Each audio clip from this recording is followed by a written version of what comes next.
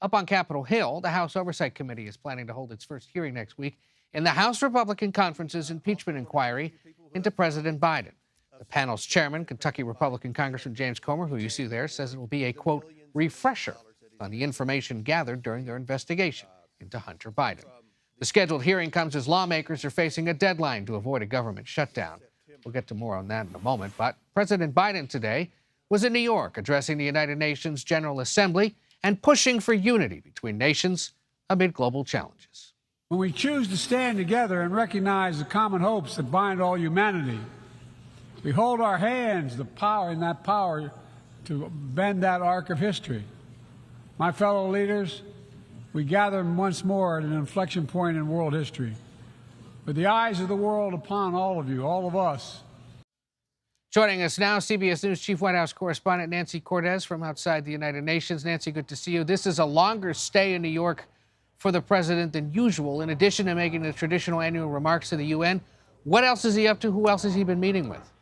He's got some very interesting meetings on the books, Ed. Tomorrow, he's going to be sitting down finally with Israeli Prime Minister Benjamin Netanyahu. I say finally because typically when someone becomes prime minister, and Netanyahu returned to that post months ago, the first person they would sit down with would be the U.S. president. This is such a close alliance. And yet in this case, President Biden has really kept Netanyahu at arm's length. He has argued that Netanyahu's cabinet is extreme and he's not inviting him to come to the White House, but they are going to speak here on the sidelines at the UN. That's happening tomorrow. Today, another very interesting meeting. President Biden met with the leaders of 5 Central Asian nations that are often referred to collectively as the Stans. He's the first U.S. president to meet with the leaders of Kazakhstan, Tajikistan, Uzbekistan, Turkmenistan, and Kyrgyzstan. Sorry, I don't have all my stands memorized, but that's how it is. And he sat down with them because these are all leaders of countries that were once Soviet satellites and are still in very close communication with the Russians, with the Chinese, and they're, of course, very nervous about what they've been seeing happening in Ukraine. They worry that they could be a target next, and so the president wanted to highlight this relationship. He wanted to bolster it. The U.S. is investing more money in those countries, and he said today that they're going to be taking their cooperation to new heights. But the U.S. president cannot travel to New York 1 year out from an election without also doing some fundraising. So he's holding several high-dollar fundraisers while he's here in New York.